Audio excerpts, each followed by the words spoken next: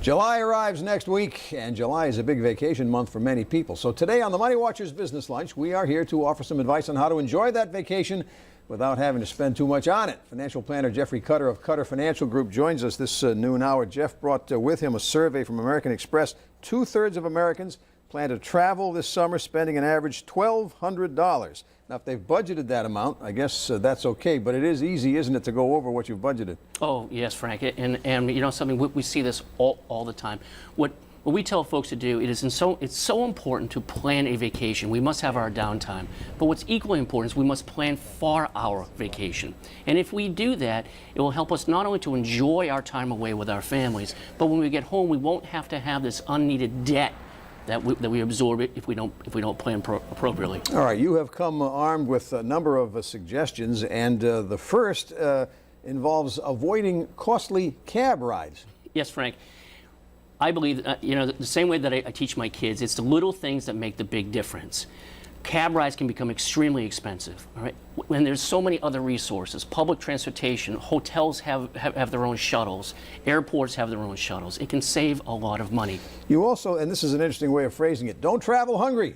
No, you know something, same way that we don't go food shopping when we're hungry.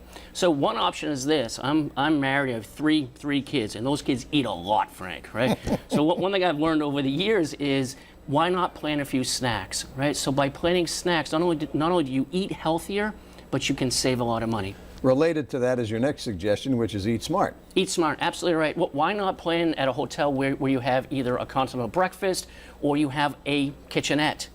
By having a continental breakfast, that gets one meal out of the way. Even if you want to eat out, why not eat out at lunch, where it's about 2/3 of the cost, same size portion? It's this one here that you can save a fortune if you plan for the vacation. You also suggest that you attempt to sightsee for free, and I guess in certain cases you can do that. You're absolutely right. I mean, you can go to the Liberty Bell. You can go to certain museums. Certain museums and tourist attractions will allow kids in free on certain days. We've even gone so far, Frank, for the folks here today. If you go to our website, all right, and you go to the resource tab, there's a lot of good information there.